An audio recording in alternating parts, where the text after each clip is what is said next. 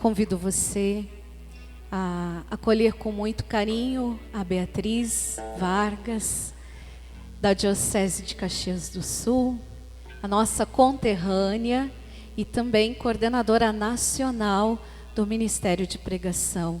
Vamos acolhê-la com uma salva de palmas para dizer: seja bem-vinda, querida. Que bom que tu estás aqui. Que bom que você veio. O estado do Rio Grande do Sul te recebe com carinho, com amor. Tu és muito preciosa para nós, viu? Deus abençoe.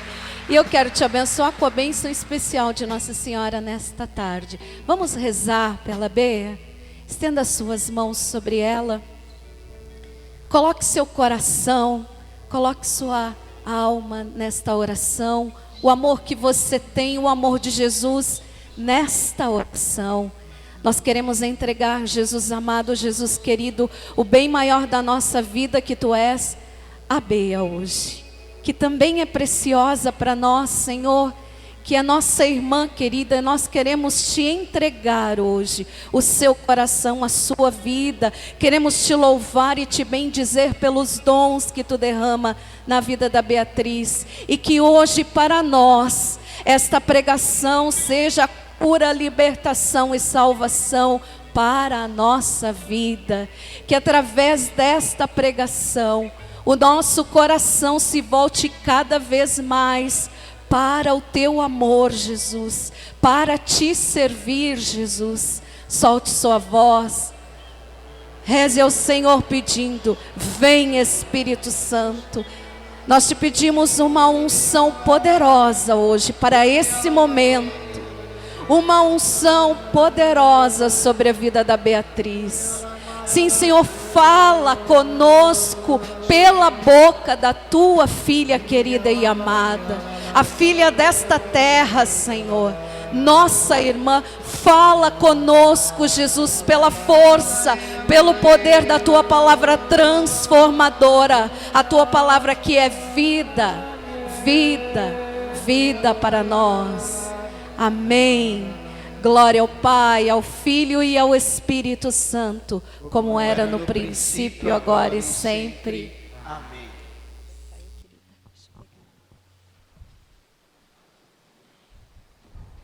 Boa tarde. Rufino, fecha os ouvidos.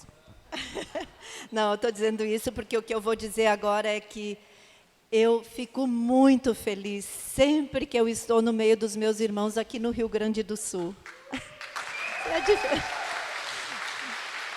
É diferente, né? Então, louvado seja Deus. Mas eu gosto dos irmãos de São Paulo também, viu? Então, o tema que nós vamos tratar agora, pregadores, pregadoras, formadores, né? Quem aqui é do Ministério de Formação? Levanta a mão, por favor. E de pregação? A grande maioria, né? Mas o tema de agora será autoridade espiritual. Tem alguns coordenadores diocesanos aqui. Esse tema nós tratamos também naquele encontro dos coordenadores de grupo de oração que teve em Cachoeira, agora esse ano, né? Então, a Rita e a Júlia acharam que era importante tratarmos desse tema também com os formadores e os pregadores, né? A autoridade espiritual. Então, o que é autoridade espiritual? É exercer domínio sobre as forças do mal. Isso é autoridade espiritual. E toda a autoridade espiritual, ela procede de Jesus Cristo. O São João vai dizer, lá em 1 João, no capítulo 3, versículo 8, ele diz assim: eis porque o Filho de Deus se manifestou, para destruir as obras do demônio. Então, toda autoridade espiritual provém de Jesus Cristo. E a nós, Ele concede o direito de exercer o poder que é dele, né? e que Ele nos confia o direito de exercer o domínio sobre as forças do mal e subjugar todas as circunstâncias, todos os acontecimentos ao senhorio de Jesus. Eu quero convidá-los a abrirem a palavra em Marcos, capítulo 16, versículos de 15 a 20. Marcos 16, de 15 a 20.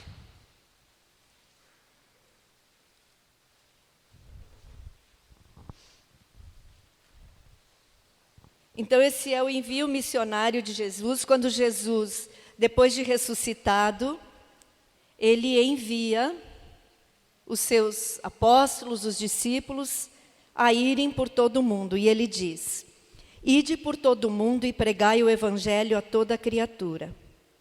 Quem crer e for batizado será salvo.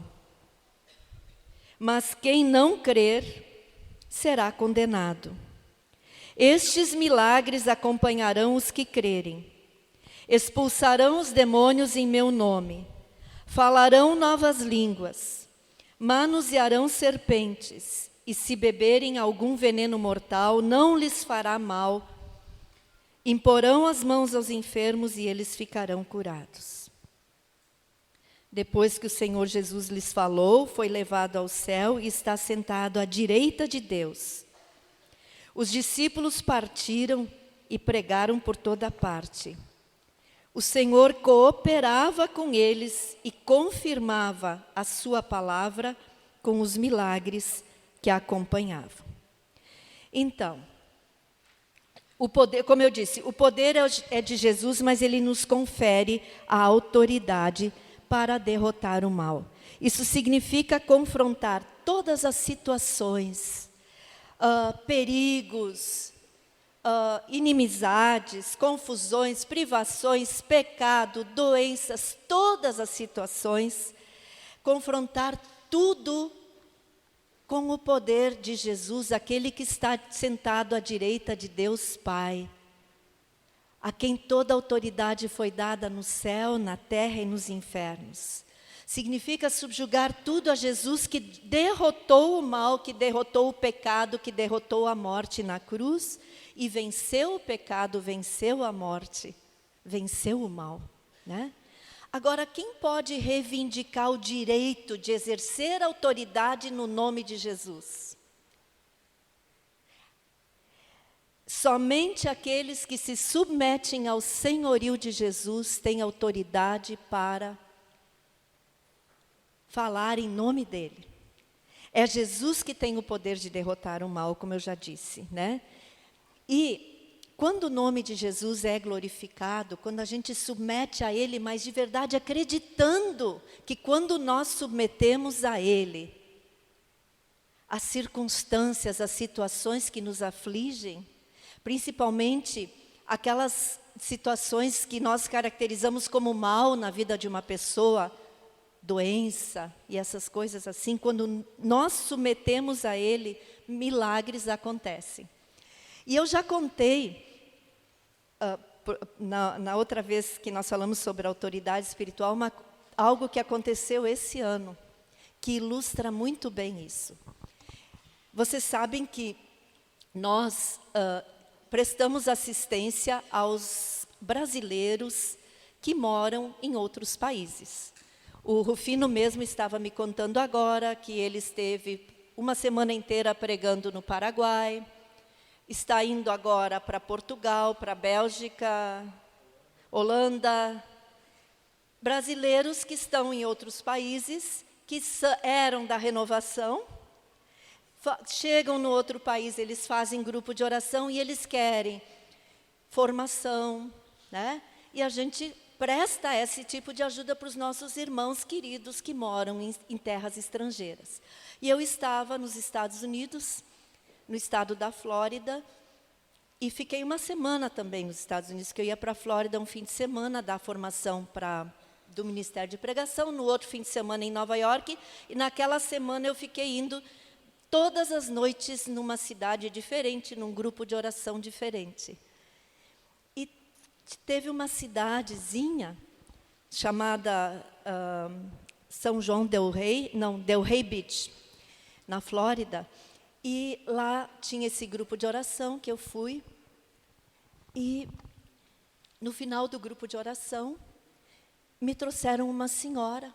O coordenador do grupo de oração trouxe uma senhora que tinha chamado a minha atenção durante o grupo. Porque o grupo de oração tinha uma camiseta azul clara. Era tipo o uniforme deles. E aquela senhorinha estava com a camiseta azul clara e um chapéuzinho azul combinando com a camiseta. E ela era muito alegre. Ela louvava entusiasticamente, até meio barulhenta. Ela me chamou a atenção. E esse coordenador do grupo disse: Bea, reza para ela, que ela está com câncer. E ela tirou o chapéuzinho, que eu achei que era para combinar com a camiseta, porque ela era toda faceira. E a cabeça dela, gente, eu nunca tinha visto uma cabeça assim. Ela tinha umas bolas, uns pedaços com cabelo, outros sem, mas umas bolas na cabeça. E ela disse: eu tenho câncer por tudo. Meu câncer já tomou conta de mim. Já estou surda de um ouvido, cega de um olho. E eu peguei, botei a mão sobre a cabeça dela e eu rezei só assim, gente. Eu não tive nem coragem de pedir para Deus curar o câncer dela, porque ela disse que já estava por tudo mesmo, né? Eu botei a mão na cabeça dela e eu rezei assim: Senhor, glorifica o teu nome na vida dessa minha irmã. Que a tua vontade seja feita na vida dela. E orei um pouco em línguas. Enquanto eu orava em línguas, ela dizia assim: Senhor, tu sabes que eu sou tua, tu és o Senhor da minha vida. Tudo que tu queres para mim, eu quero. Mas se submetendo completamente ao senhorio de Jesus. Tá. A oração que eu fiz foi muito curta. Terminou o grupo, ela foi para casa, eu também saí. 1 mês e meio depois, mais ou menos, a coordenadora da Renovação da Flórida me manda uma mensagem, dizendo: Bea, eu voltei ontem à noite naquele grupo de oração. Lembra daquela senhora, assim, assim? E o grupo pediu que eu contasse para você que ela está completamente curada. Completamente. Ela refez, louvado seja Deus, ela refez todos os exames e não tem mais traço nenhum de câncer. Mas vocês percebem a atitude dela? Não a minha, que não tive coragem de pedir. Eu não pedi para o Senhor curar o câncer dela. Eu não pedi, gente. A oração que eu fiz foi a que eu contei para vocês. Senhor, glorifica o teu nome na vida da minha irmã. Que a tua vontade se faça na vida dela. Só o que eu rezei. Mas ela dizia: Senhor, a minha vida te pertence. Tu é o meu Senhor. O que tu quiseres para mim, eu quero. Submeter-se ao senhorio de Jesus, né? Vamos entender bem o que é autoridade espiritual. E esse exemplo que eu vou dar não é meu, tá? Eu copiei de um livro que eu li, o Watchman Nee era um missionário na China. E ele era um grande pregador. E ele foi preso, né, na China comunista, ele foi preso pelo regime comunista e ficou na prisão mais de 40 anos, até morrer, porque ele morreu na prisão. Mas as pessoas que tinham participado de encontros com ele, elas copiavam. A gente copia, não é verdade? Eu até disse para o Rufino: eu trouxe um caderno para copiar tudo que você falar, porque eu quero aprender. E elas começaram a partilhar as anotações, né? E dessas anotações que as pessoas fizeram, agora foram publicados livros, né, do Watchman Nee, não escritos diretamente por ele, mas de palestras que ele fez, de pregações que ele fez. E ele dá um exemplo fantástico para nós entendermos bem o que é autoridade espiritual. ele pega o exemplo de um guarda de trânsito.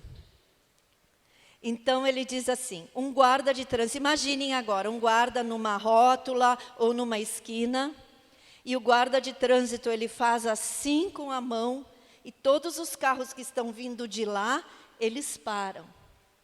Pode ser ônibus, caminhão, carro. O que faz os carros pararem não é a força da mão do guarda de trânsito. Por que é que eles param? Porque tem um poder atrás dele, né? O poder por detrás do guarda de trânsito é o Estado brasileiro, com suas leis e normas de trânsito vigentes. As pessoas sabem que ele foi constituído em autoridade pelo Estado brasileiro para que, se ele fizer assim com a mão, os carros têm que parar, precisam obedecê-lo. Quanto maior o poder por trás da autoridade, maior a autoridade. Agora eu faço uma pergunta para vocês.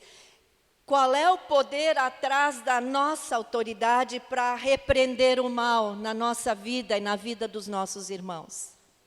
Jesus Cristo, o Senhor, o próprio Senhor Jesus, o Rei dos Reis, o Senhor dos Senhores, aquele que está sentado à direita do Pai, a quem toda a autoridade foi dada. Tudo foi colocado sob o escabelo de seus pés. Né? Esse é o poder atrás da autoridade espiritual. Mas para que Jesus nos confira a autoridade no seu nome, ele deve ser o Senhor da nossa vida. E eu quero pegar aqui pontos bem concretos, bem do dia a dia mesmo. Nós não vamos falar de grandes teorias de autoridade espiritual. Nós vamos falar de coisas da nossa vida, para que Jesus seja o Senhor da nossa vida verdadeiramente. Então, nós precisamos convidar Jesus para entrar na nossa vida, sabendo que quando Ele entra na nossa vida, muda tudo, né? Mas esse convite, ele não deve ser feito só da boca para fora. É para voltar para Jesus, voltar para aquele lugar onde nós encontramos a nossa verdade diante de Deus. Quem nós somos em Deus, filhos e filhas dignos, resgatados por Jesus Cristo, arrancados da mão do demônio, pelo poder do sangue derramado na cruz por cada um de nós, né?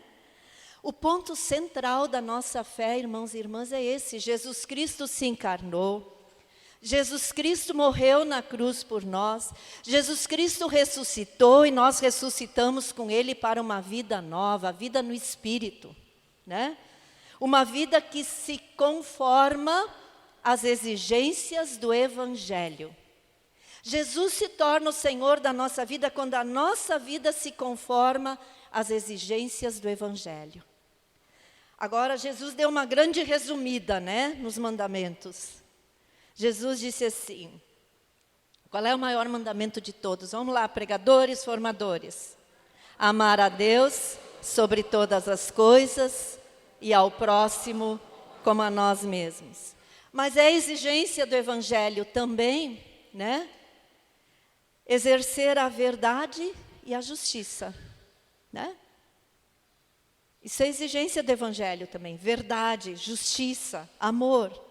Sem isso nós não teremos autoridade espiritual. Então, viver o senhorio de Jesus, amando a Deus sobre todas as coisas e ao próximo como a nós mesmos. Amar a Deus sobre todas as coisas. Nós podemos aprender com o povo do Antigo Testamento. Os judeus no Antigo Testamento e até hoje. Eu não sei se são só os judeus ortodoxos, mas daí o Rufino está aqui, ele pode nos esclarecer. Eles todos os dias, no início e no fim do dia, eles rezam uma oração tirada do livro do Deuteronômio e do livro de Números. É o Shema Israel, né? Ouve Israel, escuta Israel. E diz assim: ouve, ó Israel, o Senhor teu Deus é o único Senhor. E amarás o Senhor teu Deus de todo o teu coração e de toda a tua alma, de todo o teu entendimento e com toda a tua força. Né? É uma oração que declara que Deus é o único Senhor, que declara o senhorio sobre a nossa vida, né? E o povo de Deus faz isso ao levantar e ao deitar, para significar que o seu dia inteiro, tudo o que acontecer no decorrer daquele dia, vai estar sob o olhar de Deus. Né? Eu li também que os cristãos do primeiro século, quando eles faziam essa profissão de fé também, todas as manhãs, faziam a sua profissão de fé para se lembrarem de quem eles são. Aí eu fiquei pensando, que profissão de fé nós podemos fazer? Quando eu li isso, eu comecei a fazer isso. Eu levanto de manhã, sabe o que eu faço? A primeira coisa que eu faço, eu rezo creio. Para me lembrar quem eu sou.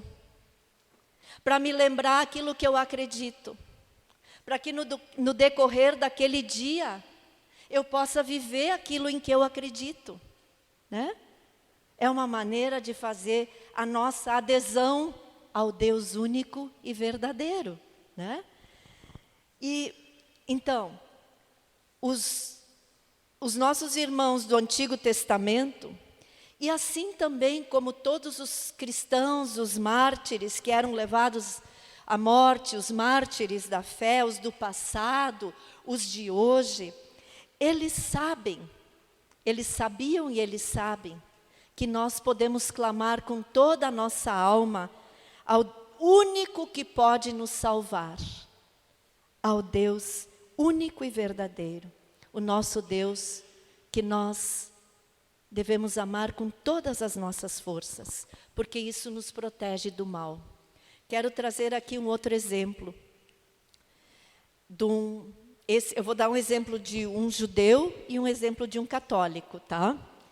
Para dizer que lembrar que a gente pode clamar do fundo do coração ao Deus único e verdadeiro e viver a nossa vida assim, afirmando com a nossa vida quem é o Senhor da nossa vida, nos protege do mal. Viktor Frankl, quem já ouviu falar sobre ele? Viktor Frankl, né? Da logoterapia, né? Um psiquiatra austríaco, judeu, que foi preso durante a Segunda Guerra e levado para campo de concentração. Ele passou por 4 campos de concentração, inclusive um deles Auschwitz, né? E ele diz que quando ele entrou no primeiro campo de concentração, ele que era judeu e que provavelmente rezava o Shema Israel, escuta Israel, amarás o Senhor teu Deus. Ele tomou uma decisão. Ele disse: os nazistas não vão destruir a minha alma. E não destruíram. Eles podiam destruir o corpo, mas a alma dele era de quem? De Deus. De Deus. E ele passou os 4 campos de concentração ajudando as pessoas que estavam desesperadas a encontrarem um sentido para a sua vida. Esse é o princípio da logoterapia que ele desenvolveu depois. Achar sentido para a vida. E ele, depois que ele saiu do campo de concentração, onde morreram a esposa, ele era casado há 1 ano, e a esposa estava grávida. Ela e o filho morreram no campo de concentração, ele perdeu o pai, a mãe, toda a família. Sobrou só uma irmã. Ele continuou fazendo bem, ele é chamado de benfeitor da humanidade. Né? Quem ama a Deus sobre todas as coisas, irmãos e irmãs, derrota o mal fazendo o bem. Porque sabe quem é o Senhor da sua vida. Essa pessoa não se alia ao mal, mas ela derrota o mal fazendo bem. E o outro exemplo, o cardeal Vantuan. Nossa, tem tanta coisa para falar dele, mas eu vou só pontuar, porque eu quero trazer esse exemplo aqui para dizer que quem sabe quem é o Senhor da sua vida, não se deixa vencer pelo mal. Monsenhor Vantuan, na época, depois virou cardeal, foi preso no Vietnã, ele era um bispo vietnamita, também pelo regime comunista, e ele foi levado para a prisão, onde ele ficou 13 anos, 9 dos quais numa solitária, né, era um catre coberto de fungos, não tinha janela, ele respirava por um buraquinho que tinha no chão. Só que quando ele estava sendo levado para a prisão, ele lembrou de um outro missionário que tinha estado preso, também na China, e que quando ele foi liberto, ele passou muitos anos na prisão, ele disse: eu vivi cada dia na prisão, esperando ansiosamente o dia da minha libertação. E Monsenhor Vantuan lembrou daquele missionário e ele disse: eu não vou esperar ansiosamente pelo dia da minha libertação. Eu vou viver intensamente cada dia no amor. E um dia, o carcereiro dele perguntou para ele: por que você é tão bom para mim que lhe maltrato tanto? E ele disse: é por causa do meu Senhor. Cardeal Vantuan sabia quem era o Senhor da vida dele, né? Quem ama a Deus sobre todas as coisas, enfrenta o mal fazendo o bem. Vamos repetir isso? Quem ama a Deus sobre todas as coisas, enfrenta o mal fazendo o bem. Então, amar a Deus sobre todas as coisas nos protege do mal, né?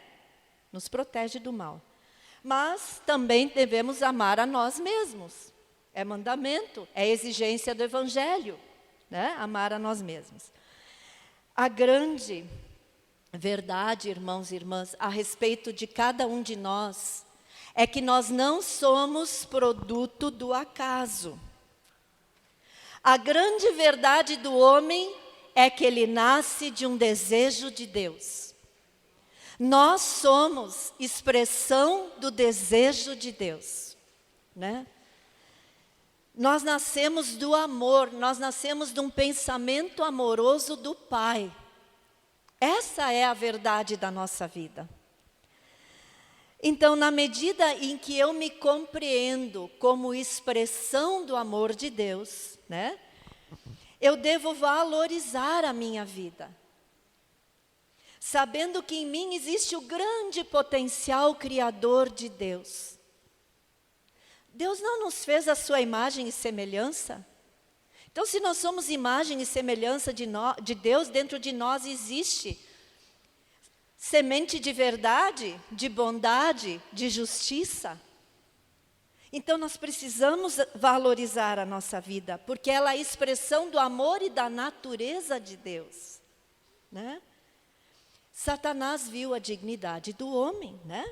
Que Deus concedeu ao homem e à mulher, e no seu ódio, ele tenta atacar a Deus, destruindo seus filhos e filhas, fazendo-os perder a confiança no amor do Pai, tentando desfigurar a sua imagem e semelhança com Deus. Então, gente, olhem só, sentimentos de inferioridade, de desprezo de si mesmo, de rejeição, eles não expressam a verdade de quem nós somos em Deus.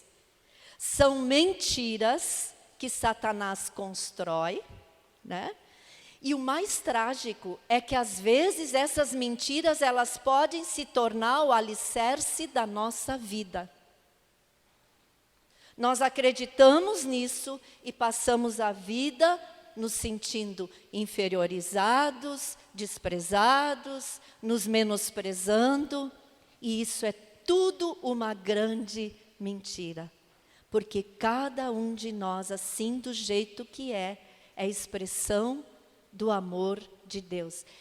Nós estamos aqui porque nós somos a vontade do Pai. Né? Então, se nós acreditamos nas mentiras de Satanás a nosso respeito, e não compreendemos a nossa vida como expressão do amor de Deus, se nós vivemos não nos dando conta da nossa altíssima vocação de filhos e filhas de Deus, se nós nos menosprezamos, se fazemos pouco de nós mesmos, nós devemos nos arrepender, porque nós fomos criados para deixar marcas de evangelho no mundo. Certo? Marcas de evangelho por onde nós passarmos. Que marcas são essas? Amor, bondade, verdade, justiça, né? Marcas de evangelho. Para isso Deus nos criou. Aonde a gente passar, tem que ficar lá a marca de evangelho. Então, amar a si mesmo, nos dar conta da nossa altíssima vocação, de quem nós somos em Deus. E em segundo lugar, gente, entender que Deus usa as circunstâncias da nossa vida, os relacionamentos que nós não conseguimos ajeitar, as questões e problemas que nós não conseguimos resolver. Quem é que tem situações assim na sua vida? Levanta a mão. Né? Para expor as condições do nosso coração. É na hora que o problema chega na nossa vida que a condição do nosso coração ela é exposta. Por isso que é importante confiar em Deus. Confiar, sempre. E responder à sua graça nas épocas difíceis. Se nós conseguirmos enfrentar o que está escondido no nosso coração, né? Se a gente consegue enfrentar o que está escondido aqui, se a gente admite o medo, o desespero, a falta de confiança, né? Até o nosso pecado, a nossa pobreza, o quanto nós somos necessitados do amor, da força, do perdão de Deus, né? Aí, gente, o mal perde a força sobre nós, porque essa atitude de se render a Deus, de se colocar humildemente diante dEle, e com isso a gente declara que Ele é o Senhor da nossa vida, né? Arrependimento nos arranca das mãos do acusador e nos dá autoridade espiritual, porque declara quem nós somos. Então, isso é um dos pilares da autoridade espiritual. Arrependimento. Reconhecer os pecados. Agora pode abrir a Bíblia, 1 João 1. 1 João 1. Versículo 8.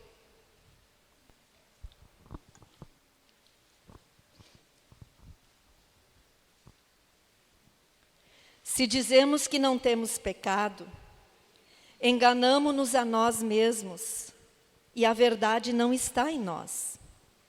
Se reconhecemos os nossos pecados, Deus aí está fiel e justo para nos perdoar os pecados e para nos purificar de toda iniquidade. Se pensamos não ter pecado, nós o declaramos mentiroso e a sua palavra não está em nós. Agora, vejam bem, filhinhos meus, isto vos escrevo para que não pequeis. Mas, se alguém pecar, temos um intercessor junto ao Pai, Jesus Cristo, o justo. Ele é a expiação pelos nossos pecados, e não somente pelos nossos, mas também pelos de todo o mundo. Então, gente, nós somos pecadores, e a gente peca sim, né? Quem aqui é pecador, levanta a mão. Todos nós, né? Mas olha que importante que é isso. Se nós pecarmos, em vez de ficar nos autoacusando, nós corremos para Jesus, o justo, aquele que expiou os nossos pecados derramando o seu sangue na cruz por nós. A gente confessa o pecado, se arrepende e daí a gente não fica mais vulnerável à ação do mal naquele pecado que a gente cometeu. Porque a gente submeteu ao senhorio de Jesus, né? Agora, outro alicerce muito importante para ter autoridade espiritual é o perdão. Viver o perdão na nossa vida. Vocês vão achar engraçado o que eu vou dizer agora. Esquisito, não engraçado. Perdoar a Deus. Sou esquisito, não sou? Vocês podem pensar, mas como é que eu preciso perdoar a Deus se Deus não faz nada de errado? Se Ele é justo e santo? Se Ele é amor e dele só vem amor? Mas às vezes, quando acontecem coisas na nossa vida, nós perdemos pessoas que nós amamos, perdemos o negócio, perdemos a saúde, nós podemos ficar magoados com Deus. Sim ou não? Gente, vocês conhecem aquele personagem bíblico Jó, né? Que a gente usa para falar da paciência, né? Olhem só, Jó perdeu tudo. Ele perdeu os filhos, perdeu todos os bens, perdeu a saúde, o seu corpo ficou coberto de chagas. Ele não pecou por palavras. Sabe o que Jó disse? Deus deu, Deus tirou, louvado seja Deus, né? Então, os sofrimentos, as dores, as perdas, as contrariedades, elas são inerentes à condição humana. E elas podem fazer duas coisas na nossa vida. Elas podem nos destruir ou elas podem nos tornar mais fortes interiormente. A intenção de Deus é que nos torne mais fortes, né? O sofrimento, quando aceito e vivido diante de Deus com fé, ele tem força de redenção. Ele pode nos levar à salvação, né? O servo não é maior do que o Senhor. O sofrimento, dia mais, dia menos, ele bate na nossa porta. Ninguém está imune, né? Mas cada um de nós tem uma cruz para carregar. Mas o modo como a carregamos vai definir quem é o Senhor da nossa vida, né? Hoje tem muita gente que não quer sofrer. Isso é falso cristianismo. Teve muita dor antes da ressurreição, né? Muita dor. E o nosso caminho não é diferente. Então, se declaramos que Deus é Senhor, que é soberano de todas as coisas, então nós sabemos que nada acontece sem a sua permissão. E se Ele permitiu, Ele saberá tirar um bem maior do mal que nos aconteceu, né? Nós precisamos confiar no seu amor que nos acompanha sempre. A confiança a gente não pode perder nunca, né? Nós podemos olhar para a cruz da nossa vida como uma oportunidade de salvação, né? Eu quero trazer aqui também algo que me impactou, gente, esse ano. Mas teve um impacto mesmo na minha vida. Eu fui no velório da irmã de um padre lá da nossa diocese, o padre Paulo Nodari. Ele hoje é pároco da catedral, mas ele já tinha passado, ele já foi vigário da minha paróquia. E eu tinha ido, a questão de um ano atrás, no velório e no enterro da mãe dele. E ele perdeu a irmã, e lá estava eu de novo, no velório e no enterro da irmã dele. E o padre Paulo, ele fez a homilia na missa de corpo presente da irmã. E na homilia ele disse assim: quando eu fiquei sabendo que a minha irmã veio a óbito, gente, ela tinha 41 anos, casada há 10 anos com uma filhinha de 8 anos, diz que ela era uma pessoa muito fantástica, assim. E ela, acho que foi alguma coisa que se alojou no pulmão, né, Ivanira, dela. Eu não sei, não, parece que foi uma coisa assim. enfim, gente, ela estava bem e chegou do trabalho, disse que não conseguia respirar, o marido levou ela para o plantão e lá mesmo ela já faleceu. Então ela estava viva e ali num estalar de dedos, ela existia e já não existia mais. Imaginem um choque para a família. E o padre Paulo disse que quando ele ficou sabendo que a irmã tinha vindo a óbito, ele falou assim: Senhor, o que mais tu queres de nós? Porque entre a morte da mãe e da irmã, eles perderam várias outras pessoas da família. Mas ele disse no momento que ele verbalizou o que estava dentro do coração dele, ele mudou a oração. E ele disse assim: Senhor, ajuda-nos a compreender a vida. Gente, que oração para se fazer na hora da dor. Senhor, ajuda-nos a compreender a vida. Olhem só. Satanás tem medo de quem enfrenta a dor e o sofrimento. Satanás tem medo de quem o abraça para alcançar as profundezas da vida, que abraça o sofrimento para alcançar as profundezas do amor, principalmente as profundezas do amor de Deus, que não deixa nenhuma lágrima nossa se perder.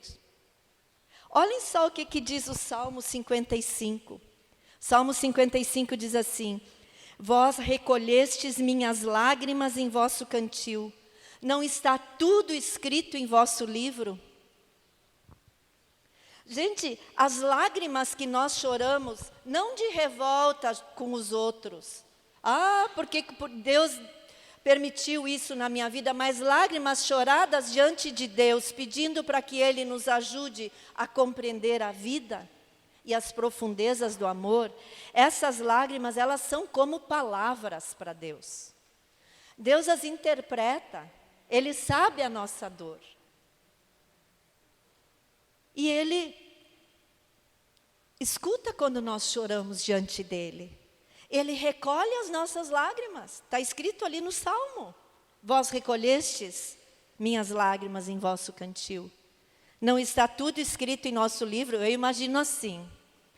Se eu cometer um sacrilégio teológico, me corrige, João. Mas eu imagino, é isso aí, eu que imagino. A gente chora diante de Deus, mas chora diante dEle, pedindo para Ele a força de aguentar, sem perder a confiança, dizendo: Tu continuas sendo o Senhor da minha vida. E aí eu imagino Deus interpretando as minhas lágrimas e escrevendo no livro da vida. Não tem o livro da vida?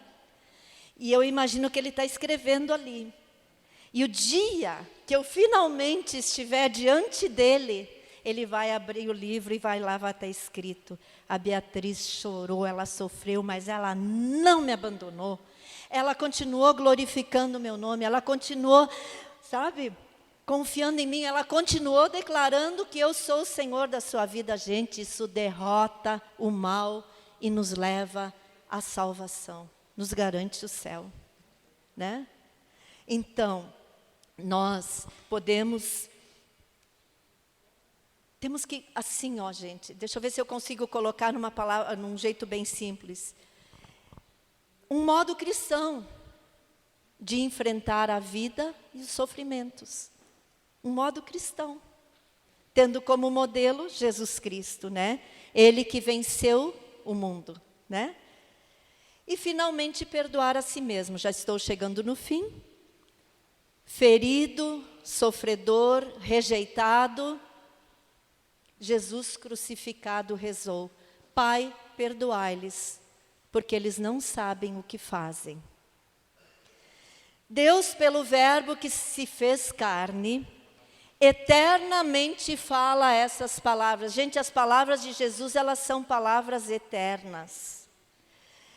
Então, porque elas sempre vão lembrar ao Pai que Jesus já pagou o preço do pecado de cada um de nós. Elas são palavras eternas que intercedem ao Pai, né? Dia e noite. O livro do Apocalipse, lá no capítulo 12, diz assim: agora chegou a salvação, o poder e a realeza de nosso Deus, assim como a autoridade de seu Cristo. Porque foi precipitado o acusador de nossos irmãos, que os acusava dia e noite diante de nosso Deus. Mas estes o venceram por causa do sangue do Cordeiro e do seu eloquente testemunho. Satanás fica dia e noite nos acusando, e eternamente, dia e noite, o sangue derramado de Jesus na cruz por nós e o seu eloquente testemunho, a sua palavra eterna, ficam nos defendendo, né? Então, não perdoar a si mesmo é rejeitar o sacrifício de Jesus. É não se colocar sob o senhorio de Jesus, né? Olhem só, uma vez, agora um testemunho bem breve, algo que me ajudou muito e que eu partilho porque eu acho que pode ajudar vocês também. Uma vez eu estava assistindo televisão, estava passando os canais assim, e parei na Rede Vida, e tinha um programa lá de entrevista, sobre a Fazenda Esperança, né? Que trata de dependentes químicos. E eles entrevistavam, então tinha um pai de um dependente, tinha um ex-dependente químico e uma psicóloga. E essa psicóloga disse uma coisa que para mim foi, sabe, foi libertador. Ela disse que muitas vezes os familiares de dependentes químicos, quando acontece alguma coisa com ele, por exemplo, a pessoa ou morre, ou se mata, ou cai no crime, enfim, a família, ela se acusa, a família se culpa. Ou um dependente químico que se libertou do vício, quando ele se dá conta, quando ele está liberto, ele começa com sentimento de culpa pelo mal e pelo estrago que ele causou na família. E essa psicóloga disse o seguinte: gente, é injusto você se acusar agora, se culpar agora, se destruir agora por uma coisa que aconteceu lá atrás, porque se você soubesse lá atrás o que você sabe hoje, você não teria agido diferente? Então você se julga com o conhecimento que você tem hoje, uma coisa que você não sabia. E ela dizia: aceita o perdão de Deus e vá em frente. Gente, isso não é libertador? Aceitar o perdão e seguir em frente. Não vamos entrar no jogo do acusador, porque isso vai nos roubar a autoridade espiritual, né? E olhem só, eu queria falar também do perdão, perdoar os outros, né? Não culpar a Deus pelo que nos acontece, perdoar a nós mesmos e perdoar os outros. Quando Pedro perguntou para Jesus quantas vezes devia perdoar o irmão, ele disse o quê? Vocês sabem de cor? Podem dizer. Na Bíblia, 7 é o número da completude, né? Eu imagino que seja assim: fazer o exercício do perdão até sentir paz. Até que aquilo não me incomoda mais, né? E eu também acredito que se nós nos empenharmos verdadeiramente, realmente, se a gente quer perdoar, se a gente não quer guardar mágoa, ressentimento no coração e quer perdoar as pessoas que nos ofenderam, que nos prejudicaram, que falaram mal de nós, né? Se a gente quer realmente, e todos os dias, se tiver mágoa, ressentimento, falta de perdão, ir para diante do Senhor e dizer: Senhor, eu quero perdoar, me ajuda a perdoar, eu creio que vem a graça. Porque lá em Efésios, capítulo 2, está escrito assim, que Jesus derrotou a inimizade, porque Ele a assumiu sobre o seu próprio corpo. Ele derrotou na cruz a inimizade. Então a reconciliação é possível, porque Jesus é o Senhor da nossa vida. E quando a gente se empenha mesmo, aí vocês sabem que acontece uma coisa muito, muito bonita. A mágoa, ela se transforma em compaixão. Eu já fiz esse exercício de ficar tanto na frente do Senhor para perdoar, até que veio a paz. E quando veio a paz, eu comecei a sentir compaixão da pessoa.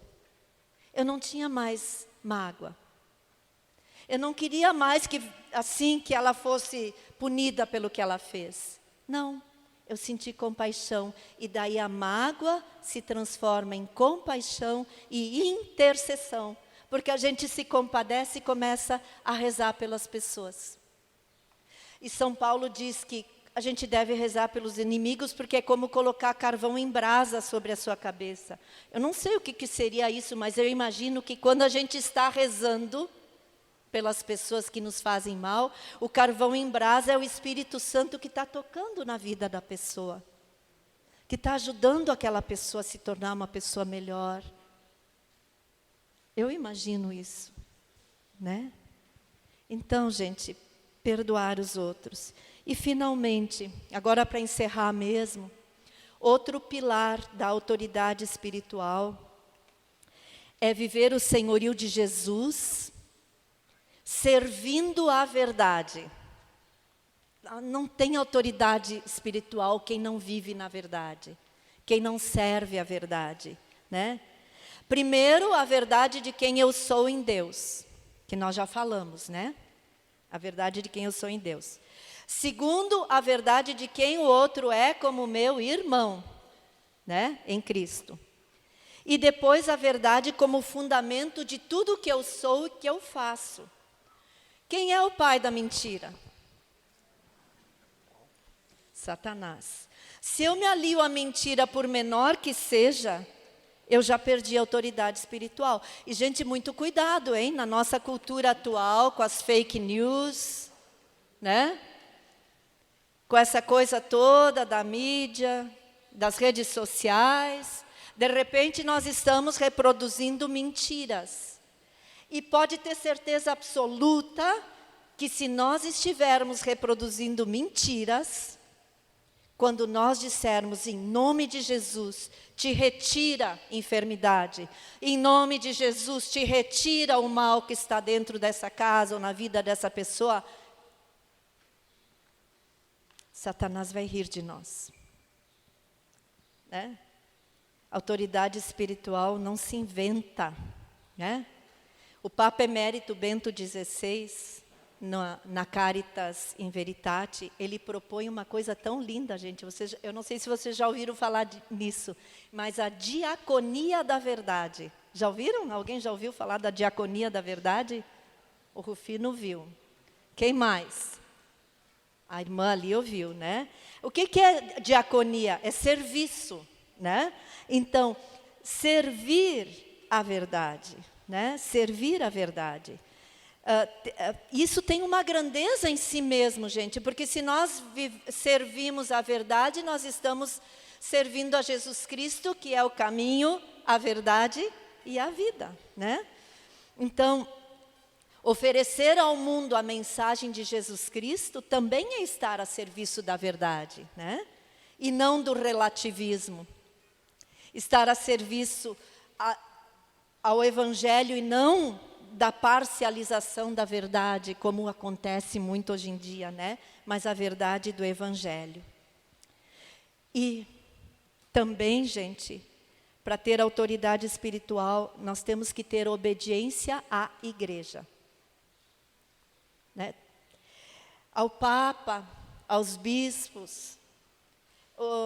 Eu assisti uma entrevista com o Monsenhor Rubens Miralha Zani, padre exorcista brasileiro, e uma outra com o padre Duarte Lara, que é um exorcista português.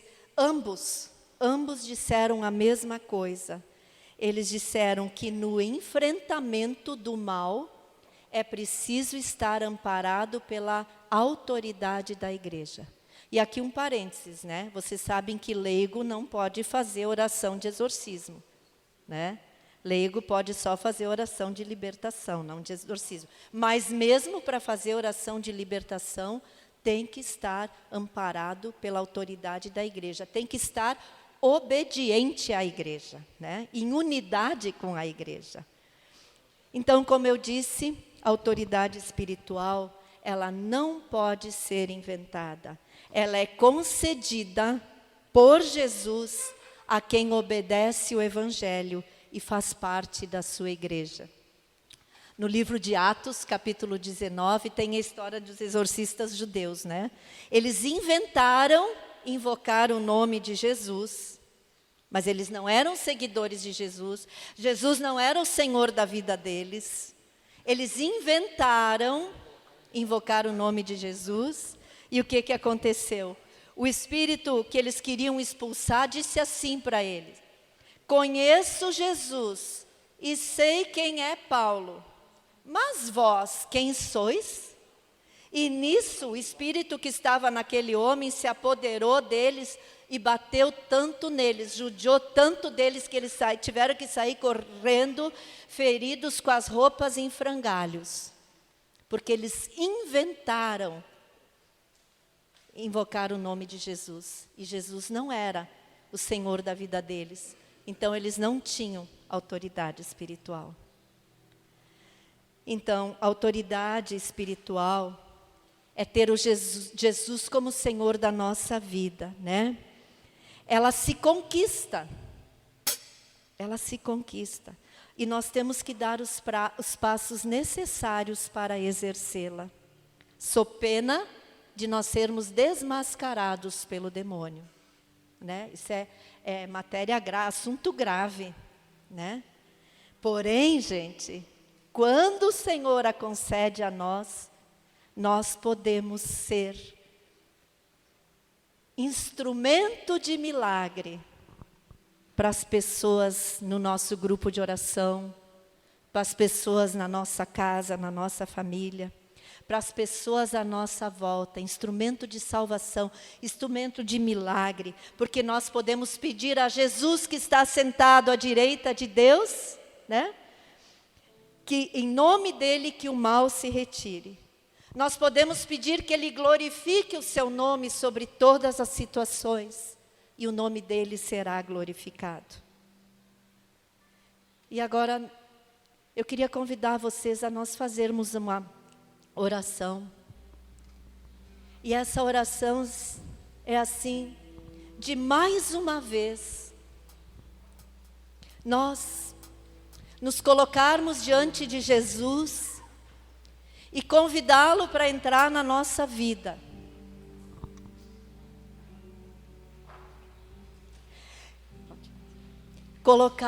Convidar Jesus, mais uma vez. Nós já fizemos esse convite muitas vezes, eu sei. Mas você vai agora se colocar diante dele e vai dizer: Jesus, eu quero mais uma vez declarar o teu senhorio sobre a minha vida. E vai encontrando palavras dentro do seu coração para dizer para o Senhor: sim, Senhor Jesus, nós nos colocamos aqui diante de Ti, porque nós sabemos que todo o poder é Teu, que Tu és o Senhor dos senhores, o Rei dos reis. Toda autoridade te foi dada no céu, na terra e nos infernos. Ao teu nome santo se dobra todo o joelho. Senhor, ao teu nome santo, diante do teu nome santo, o mal se retira. E nós queremos proclamar o teu nome sobre a nossa vida e te declarar como único Senhor. E se você está lembrando agora que você se menosprezou, se sentiu inferiorizado, não se deu conta da grandeza da sua vida, da grandeza de quem você é em Deus, vai dizendo: Senhor, me perdoa. Senhor, eu quero realmente compreender quem eu sou em Ti. Vai fazendo a tua oração. Enquanto você reza, o Ministério de Música vai nos ajudar e vai nos trazer uma música que exalte Jesus como Senhor, que exalte o nome do Senhor, que diga que Ele é o Senhor e dono absoluto de tudo, e principalmente hoje da nossa vida, porque nós queremos convidá-lo de novo a reinar. Você vai se imaginando diante de Jesus. Não Jesus crucificado, mas Jesus ressuscitado, todo-poderoso. E vai entregando toda a sua vida para Ele. Vai colocando tudo sob o seu senhorio. Todo joelho se dobrará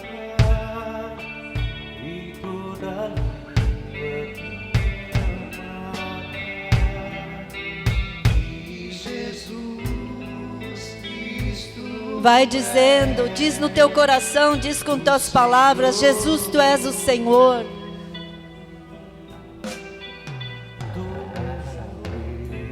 Se dobrará e toda língua proclamará que Jesus Cristo é o Senhor. Vai dizendo com as tuas palavras. Todo joelho se dobrará e toda língua proclamará Proclama com a tua língua. que Jesus Cristo é o Senhor. Nada poderá. Canta do fundo do teu coração: nada poderá me abalar, Nada poderá. nada poderá me derrotar. Pois minha força e vitória em o nome é Jesus. Canta com todo o teu coração: nada poderá. Me abalar, nada poderá me derrotar, pois minha força e vitória é Jesus. E vai dizendo o nome de Jesus, vai clamando o nome de Jesus. Vai imaginando as situações da sua vida que precisam de salvação, as situações da sua vida que precisam de libertação, e vai dizendo: Jesus, Jesus, Jesus. Mais uma vez, Jesus.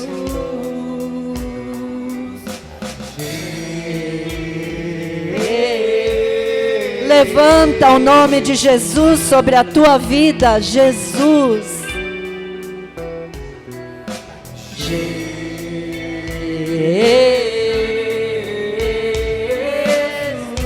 E vai ficando de pé.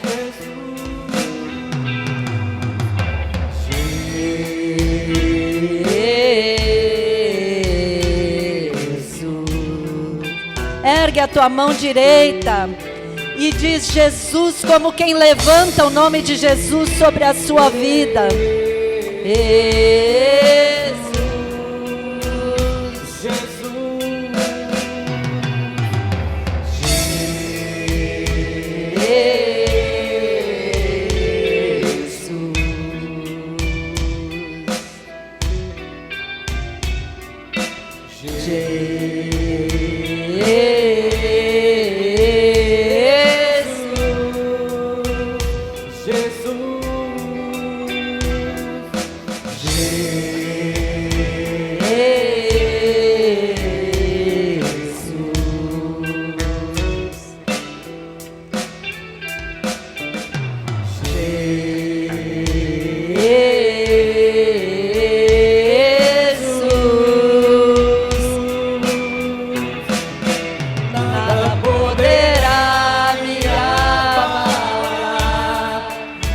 nada poderá me derrotar, pois minha força e vitória tem um nome, é Jesus.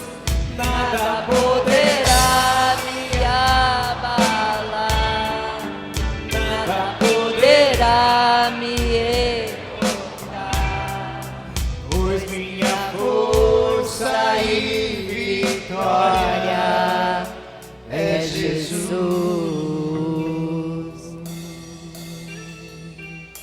Enquanto nós cantávamos Jesus, Jesus, Jesus,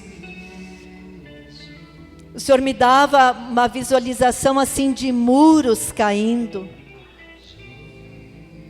E o discernimento é de que caíam fortificações de mentiras que foram sendo assim inculcadas dentro de nós. E grandes libertações o Senhor estava e está fazendo. Aqueles que sentiram assim como se rompesse uma força dentro de si, e muitas pessoas sentiram isso, vai levantar a sua mão e vai dizer amém, bem alto. Louvado seja Deus. Pessoas que sentiram assim como se tivesse saído um peso de dentro de si, se sentiram como que libertas, verdadeiramente, quase que fisicamente. Levanta a mão e diz amém. Louvado seja, Senhor, louvado seja por todas as fortificações de mentira que Tu destruíste na nossa vida. E não só na nossa vida, na vida das pessoas da nossa família, no nosso grupo de oração. Muito obrigada, Senhor.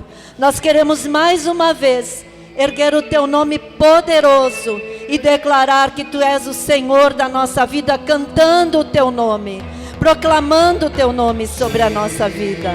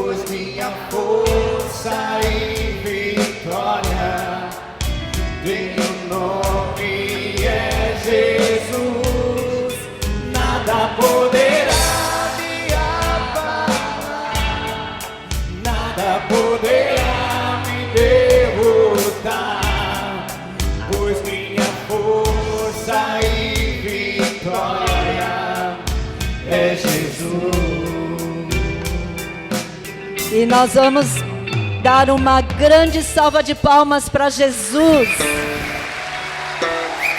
E vai dizendo também: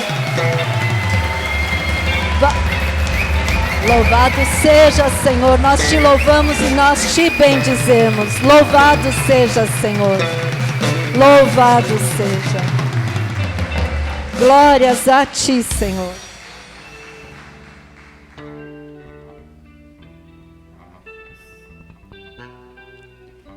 Irmãos, um minutinho antes da gente ir para o intervalo, um minutinho carismático, tá?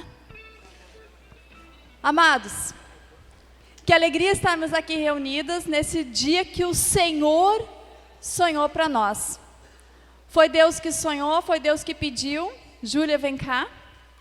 Que nós fizéssemos esse congresso